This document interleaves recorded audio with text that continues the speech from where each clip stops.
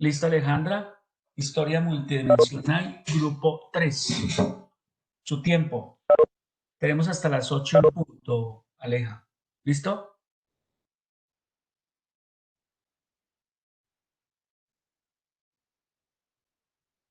Aleja, el ¿Listo, micrófono Ale? está apagado. Activa micrófono, Alejandra.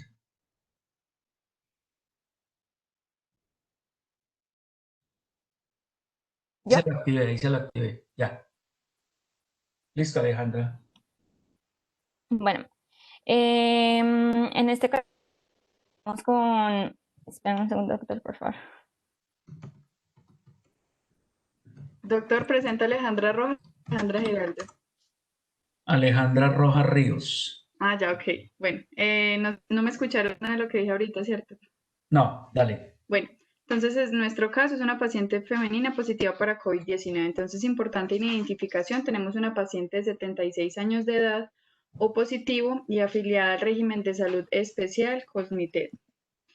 Nuestra paciente consultó porque tenía malestar, entonces en clínico tenemos que es una paciente femenina de 76 años que consulta el servicio de urgencias porque presentaba un cuadro clínico de una semana de evolución con astenia, dinamia, malestar general y fiebre subjetiva. Tos con expectoración y alina de escasa cantidad, niega anosmia, odinofagia y haber estado en contacto con pacientes sospechosos para COVID. En ese momento pues no se le encontró nada, por lo que los médicos prefirieron enviarla pues a su casa para evitar riesgos de contagios intrahospitalarios, por no encontrar hallazgos radiológicos de importancia. La paciente en su casa empeora, empieza a tener disnea que evoluciona a pequeños esfuerzos, por lo cual la paciente vuelve a consultar 4 días después y ya en el hospital se le encuentra radiografía con infiltrados alveolares que hacía sospechoso para COVID-19, empeora su estado de astenia, dinamia y malestar en general, por lo cual se decide dejarla en hospitalización, en observación y pues hacerle el seguimiento. En la revisión por sistemas positivos, nuestra paciente tiene una cefalea holocraniana, adinamia, astenia, malestar general. Refiere que después de los 4 días de empeoramiento de su disnea empezó a tener pérdida del gusto, disnea de pequeños esfuerzos, palpitaciones, dolor torácico que ella clasifica como 5 de 10 en la escala de análogo del dolor y es de carácter opresivo. Nuestra paciente tiene como antecedentes familiares de importancia, madre que tuvo hipertensión arterial, padre con EPOC y también tuvo un infarto del miocardio. Personales, nuestra paciente es hipertensa, medicada con losartán 100 miligramos cada 12 y metoprolol 50 miligramos cada 12. Quirúrgico, se le hizo una histerectomía y una vasectomía. Es una paciente sedentaria y en su fórmula ginecobstétrica de importancias, gestas 2, paras 2, vivos 2. Además de eso, nuestra paciente no tiene hábitos de vida saludables, refiere pues que come lo que hay en la casa, no realiza ejercicio, por lo cual pues tenemos que es una paciente con alto riesgo de obesidad. En su familiograma, pues una paciente que estuvo casada, su esposo ya falleció, de ese matrimonio tuvieron 2 hijos, una mujer y un hombre, y el hombre se encuentra casado y tienen una hija.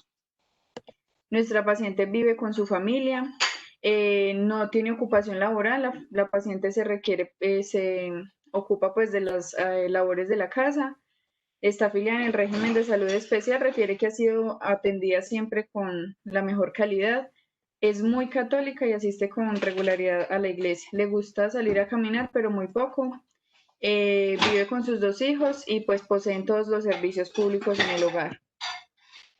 En el examen físico importante, pues tenemos una paciente que ingresa en regulares condiciones generales, está consciente, orientada en las 3 esferas, no presenta signos de dificultad respiratoria al momento del examen físico, tenía buen estado de ánimo, nutrida, hidratada, tenía fase indiferente, actitud indiferente con fase disneica, perdón. Normolínea, pero nuestra paciente en la antropometría presenta un índice de masa corporal de 37.5 que nos la clasifica en una obesidad grado 2, pesando 90 kilos y midiendo unos 55. Presión arterial pues está en 140-80, 65 latidos por minuto, está taquipneica, está saturando en 90, que es por debajo del nivel normal, y tiene fiebre calculada en 38.0 grados Celsius. Ay, no pasa. Ya. En el examen topográfico, pues positivos, encontramos que la paciente tenía una respiración, una expansión del tórax disminuida, murmullo vesicular disminuido, pero en su revisión cardiológica, ruidos cardíacos rítmicos sin soplos, nivelamientos o reforzamientos. La paciente tenía sus mucosas rosadas sin otras alteraciones, no presentaba ingurgitación yugular ni masas en ningún área. Gastrointestinal normal, neurológico normal, con todos sus reflejos presentes. Ya cuando la paciente ingresa a la hospitalización, se pasa a hacer revisión por medicina interna. Al ingreso, pues obviamente todo el equipo con protocolo COVID, utilizaron todo el equipo de protección personal. A la paciente se le dotó de un tapabocas quirúrgico para mayor cuidado. Se le realiza, ya se le había realizado previamente el RT-PCR para COVID, pero aún se estaba esperando su reporte. El día 27 nuestra paciente empeora. El cuadro que había iniciado hacía 24 horas, ahorita tenía osteoartralgias, decaimiento, alzas térmicas evidentes. En la TAC de tórax se evidenció un infiltrado algodonoso sugestivo por infección de COVID.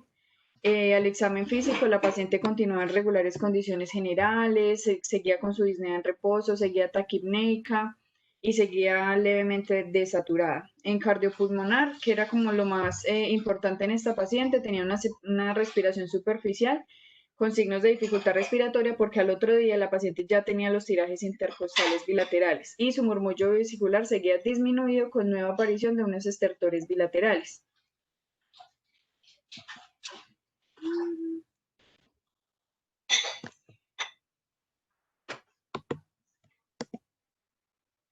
Bueno, nuestra paciente sigue con el reporte, tiene la PCR elevadísima, la ferritina también y la LS en los límites superiores. Todavía no presenta alteraciones hepáticas ni renales.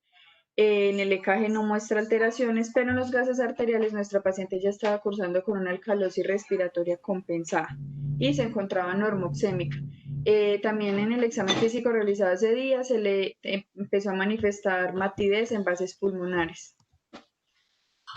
Entonces, por lo que ese día se le inicia a la paciente un manejo antibiótico de amplio espectro para disminuir pues, las manifestaciones porque ya se estaba sospechando de la neumonía.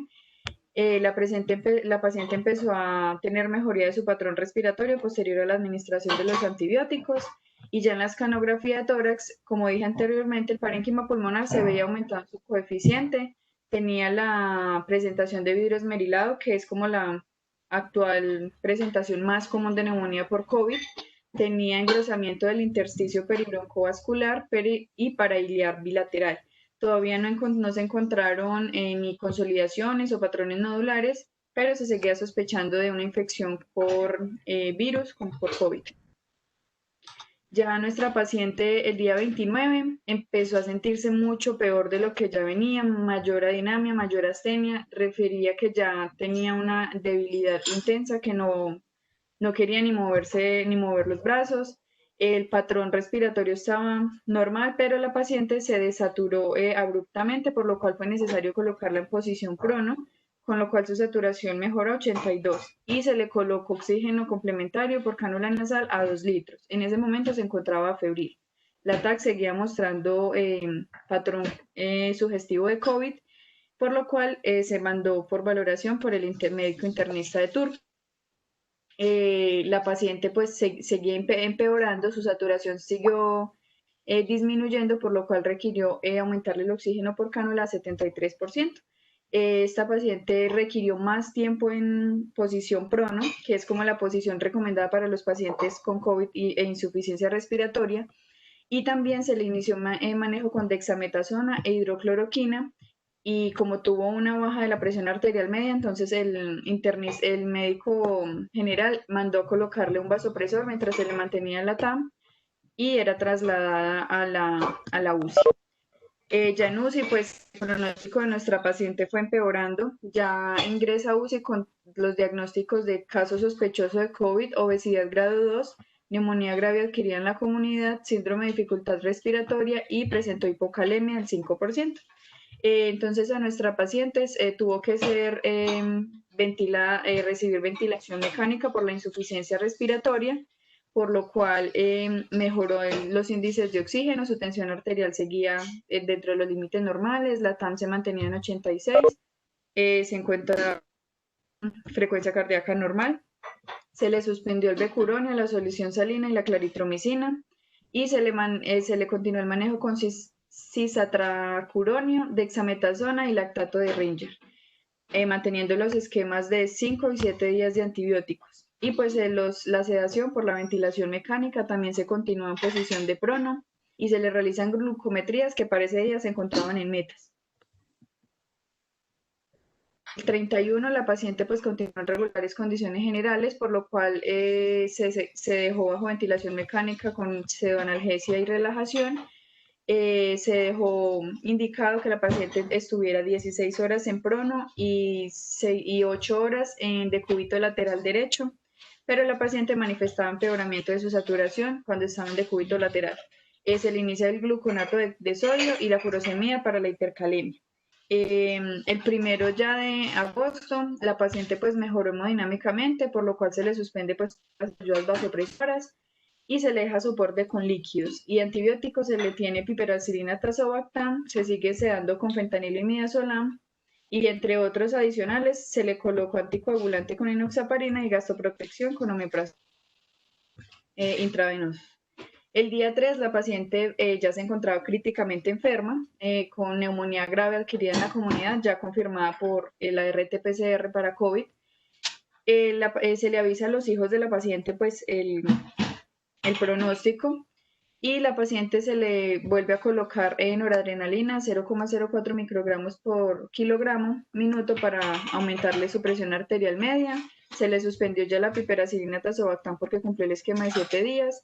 Se le continúan los líquidos endovenosos para mantener el volumen a 40 cc hora, y se le sigue la dexametasona día 4 de 10. Para el día 6 y 7 nuestra paciente empeora, por lo cual requiere ser enviada al Hospital San Juan de Dios, pero no se puede realizar este traslado por dificultades porque no se dispone de una ambulancia medicalizada para el momento. La paciente continúa regular, acoplada al ventilador mecánico, tenía pseudoanalgesia previamente dicha. Entre los problemas más importantes, la paciente seguía con hipoxemia y seguía pues con hospitalización prolongada. Ya horas después de haber pedido la remisión el día 7, el servicio de ambulancias Humanizar no contó pues con el monitoreo de los signos que garantizara el traslado de la paciente, por lo cual no se pudo realizar el mismo. El día 9 nuestra paciente pues tuvo una parada cardíaca con ritmo de asistolia, se le realizaron todas las maniobras de reanimación avanzada, se le hizo la ventilación en circuito cerrado y la paciente retorna otra vez a la circulación mecánica después de 16 minutos de maniobras. Salió del paro cardíaco con una taquicardia ventricular sin pulso, por lo cual se le realizó una cardioversión con 100 joules y pasó otra vez al ritmo sinusal. Para este momento se sospechó de una cardiotoxicidad, dado pues el manejo que ya tenía previamente. Complicada también con una sospecha de sepsis, entonces se le empieza otra vez un manejo antibiótico de amplio espectro con vancomicina y meropenem para cubrir gram positivos. Se le solicita pues el TAC porque necesitaban saber cuál era el compromiso pulmonar de la paciente para este momento. Se confirma el día 11 diabetes mellitus de novo, y pues se tituló la norepinefrina otra vez para mantener otra vez la presión arterial media a niveles normales y que la paciente pudiese tolerar el manejo que se le estaba dando para el momento.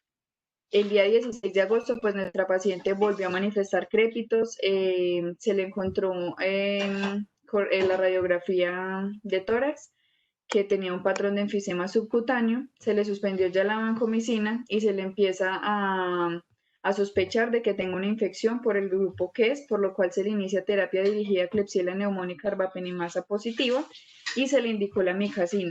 Y también se le aumentó la expansión de volumen para hacerle la nefroprotección. El TAC de tórax se descartó neumotórax. En el examen físico del día 17 mostró una desaturación grave, por lo cual se reintegra UCI con ventilación mecánica invasiva. Se le cumple el esquema con amicacina el día 20 y se le inicia meropenem por 10 días más. Y ya para el cubrimiento de renal, la paciente se le realizó el examen que mostró una injuria renal aguda multifactorial, por lo cual requirió un ajuste de dosis de todos los antibióticos y medicamentos previamente instaurados. Y se recomienda que si persisten los azoados, la paciente es candidata para hacerle un trasplante renal. Y el día 17 se le realiza la tercera muestra para SARS-CoV-2. ¿Trasplante? No creo. Debe ser terapia de diálisis, pero no Terapia de trasplante. reemplazo renal, perdón, es Oh. terapia de reemplazo renal, sí. Oh, listo. Bueno. Bueno, ya para el día 18, pues nuestra paciente tuvo una leve mejoría del cuadro clínico, pero continuaba dentro del rango crítico, por lo cual se continúa pues todo el personal con su equipo de protección, se le informa a los familiares de la paciente continúa con niveles altos de glicemia, decaída, la tensión arterial media disminuida, hipoperfundida, por lo cual se le indica otra vez infusión de noradrenalina. El paciente manifiesta que está cursando con un dolor demasiado fuerte, por lo cual se le realiza infusión con morfina, se le agrega meropenem, hidrocortisona e insulina y gluconato de calcio. El día 27 de agosto, lastimosamente, nuestra paciente muere a causa de un paro cardiorrespiratorio que no respondió después de hacerle maniobras de RCP después de 10 minutos. Ya para del problema, entonces tenemos una paciente femenina de grupo de riesgo por edad de 76 años que no tenía antecedentes pues de gravedad aparte de su hipertensión que estaba en metas controlada, que ingresó pues con signos vitales estables con sintomatología respiratoria, por lo cual se le indica el TAC en donde pues se evidenció el infiltrado intersticial y se sospechó de la infección por SARS-CoV-2, cuya PCR le salió positiva y requirió hospitalización, en donde empeoró su estado general y requirió pues el ingreso a UCI. En el resumen de datos positivos, nuevamente una paciente de 76 años de edad, grupo de riesgo, obesa, hipertensa, que manifestó toda la patología del cuadro respiratorio de neumonía, que empezó a desaturarse progresivamente y que salió positiva para COVID. Avancemos. Aleja, por favor, avancemos. ¿Esta? ¿Paso? Identificación de problemas. Identificación. ¿Qué problemas identifican? Síndromes, grandes síndromes identificados. Nuestra paciente, síndrome de dificultad respiratoria. Anterior. En nuestra paciente, entonces, encontramos síndrome de dificultad respiratoria. En topográfico encontramos que tuvo afectación del sistema respiratorio. Paciente con síndrome febril y manifestaciones respiratorias agudas, el gran síndrome de dificultad respiratoria aguda. Dejémoslo ahí como el gran problema identificado y ya los otros problemas de contexto si creen que hay problemas de contexto. Pero aquí no pueden volver a poner lo mismo a resumen de datos positivos. Tienen que poner el gran síndrome identificado, síndrome febril agudo con gran síndrome de dificultad respiratoria aguda. Listo. Contextualización.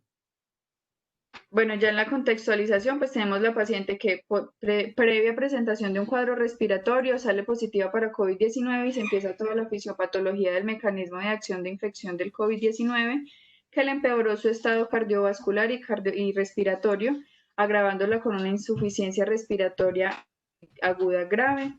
En los diagnósticos diferenciales, pues tenemos que a la paciente se le descartó el EPOC, el neumotórax, tuberculosis. ¿Cuáles serían los grandes diagnósticos diferenciales de esta paciente? Serían neumonía adquirida en la comunidad por gérmenes atípicos. 1, 2. También se le descarta patología respiratoria por origen oncológico. 2, 3. También se le descarta a la paciente insuficiencia respiratoria de origen idiopático. Sí, total. 4. Disfunción del sistema nervioso central. No, pero ese es exótico, sí. Ese es exótico. Yo diría los primeros. El gran diagnóstico diferencial son todas las neumonías de otras causas. Así, ahí lo tienen que afinar muy bien. y lo otro son los síndromes de digestión respiratorio del adulto por otras causas. O sea, todas las otras causas, incluyendo las mismas causas infecciosas del paciente. El tromboembolismo pulmonar es algo que ustedes lo tienen que poner ahí. La falla cardíaca aguda también lo tienen que poner ahí como uno de los grandes síndromes a descartar en un paciente de esa edad que presente un cuadro respiratorio agudo. Listo. Sí, señor. Siguiente. Bueno, en la correlación clínica y paraclínica, pues cuadro No, pues hemático. usted ya nos contó todo. O sea, como usted Sí. nos adelantó, acuérdense que es decir, toda esa evolución le va a quedar para el reporte de casos lo que es la evolución y seguimiento. Eso todo queda en evolución y seguimiento. Y obviamente en la historia multidimensional, eso es paraclínico y todo eso se debió haber venido para acá para hacer un buen análisis diagnóstico. Listo, leyes diagnósticas. Bueno, entonces en la ley de la información completa de la paciente, pues repetición de la repetida de la paciente de 76 años con cuadro clínico respiratorio de origen de contagio La ley de COVID-19. ¿Qué dice la ley de la información más completa? Que es toda la información que nos oriente a saber el origen de la patología de la paciente hasta su desenlace La final. información, o sea, entre más información tengamos, como en este caso que tenemos toda la información, seguramente vamos a tener muchos mayores insumos para hacer diagnósticos de precisión. Eso dice la ley de la información. Aplica este cuadro total. La siguiente. Bueno, la La ley ley de de lo lo más más frecuente. que es el síndrome viral respiratorio alto, la neumonía, adquirida en la comunidad de SARS-CoV-2. ¿Usted cree que de lo más frecuente en este momento, lo más frecuente es el COVID cuando un paciente se enfrenta con un cuadro respiratorio alto y bajo? ¿Qué cree usted? Yo sí, por el tiempo de pandemia, diría yo. Bueno, eso, por pandemia. Lo que pasa es que si usted coge 10 casos con gripa, digamos, y con neumonía, la mayoría no son COVID. ¿Qué porcentaje de los pacientes que les hacen pruebas son positivos? O sea, ¿qué porcentaje de los que sospechan dan positivos? Más o menos. Acuérdense que cualquiera del grupo tiene que contestar. Cualquiera del grupo tiene que ayudar a Alejandra. ¿Qué porcentaje de los pacientes que les toman prueba salen positivos? Aproximadamente. Pues yo creería que 2 de cada 10 por lo menos. No, el 30% máximo salen positivos. Es decir, por ley de lo más frecuente, lo que pasa es que ahora es por ley de prioridad está el COVID. Eso es la diferencia. Por ley de prioridad es el COVID, pero por más frecuente, no. Es decir, las causas más frecuentes de infecciones respiratorias altas y bajas en este momento no es la COVID. ¿Sí me entiende? Es que es obligatorio descartarla. Es obligatorio descartarla. Listo, la siguiente.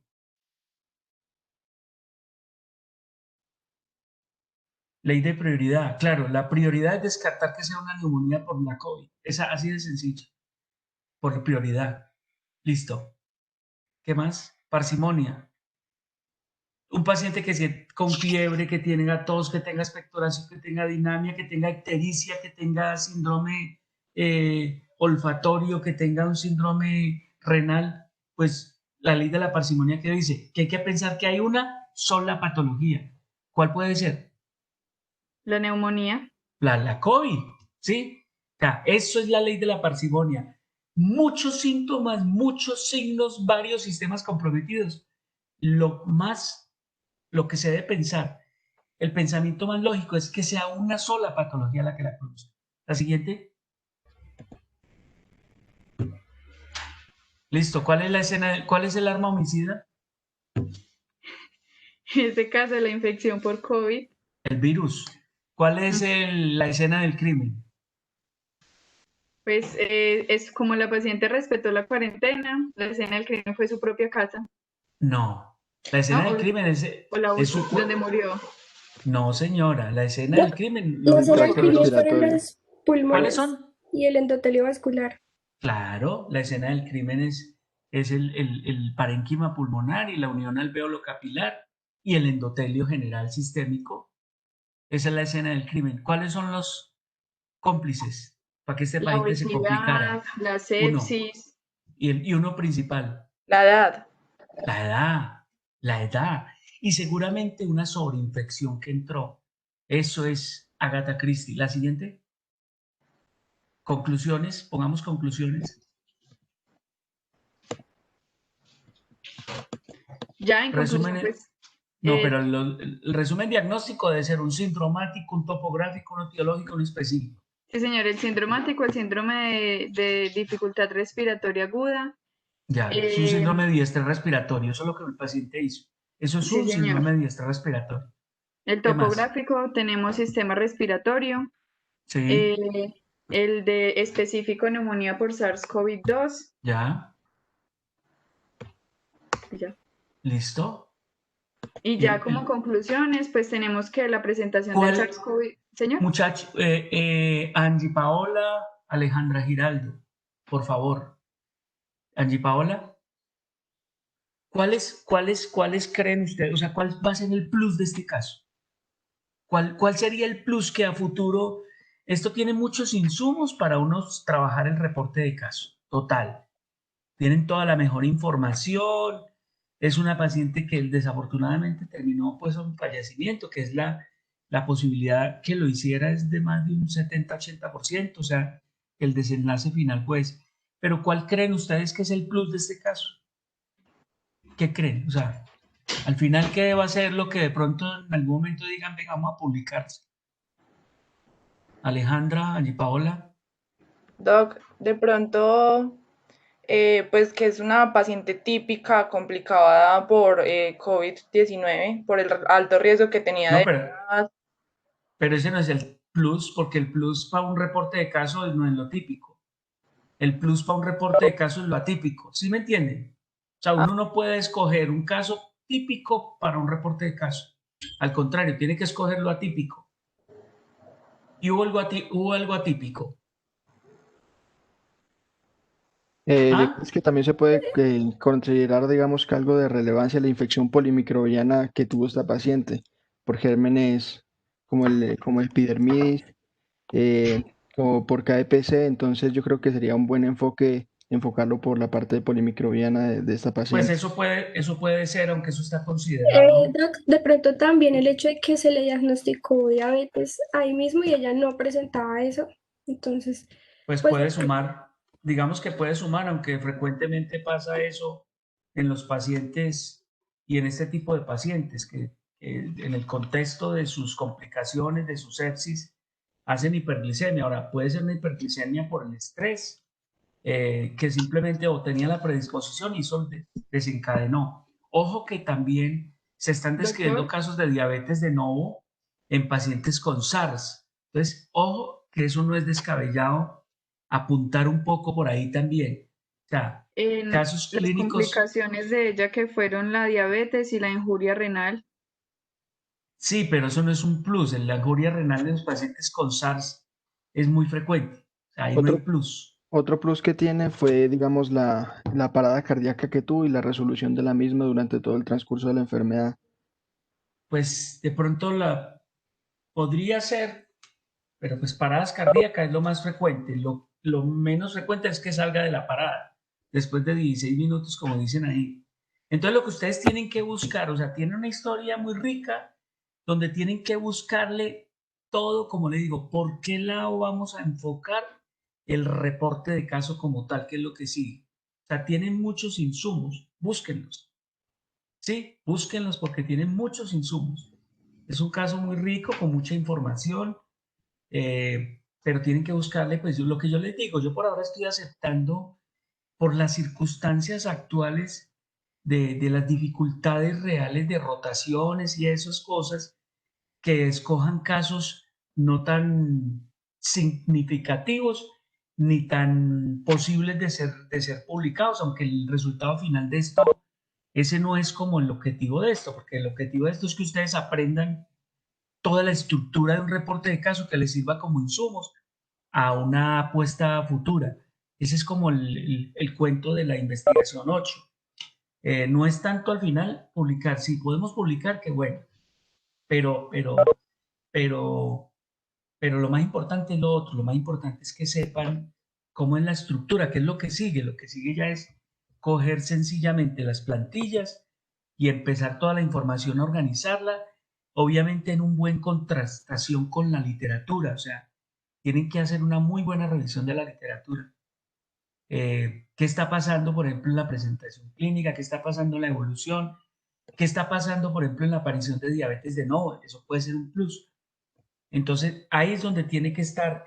En la discusión hay mucho del quid de este cuento, para que posiblemente al final, en futuro, sea publicado.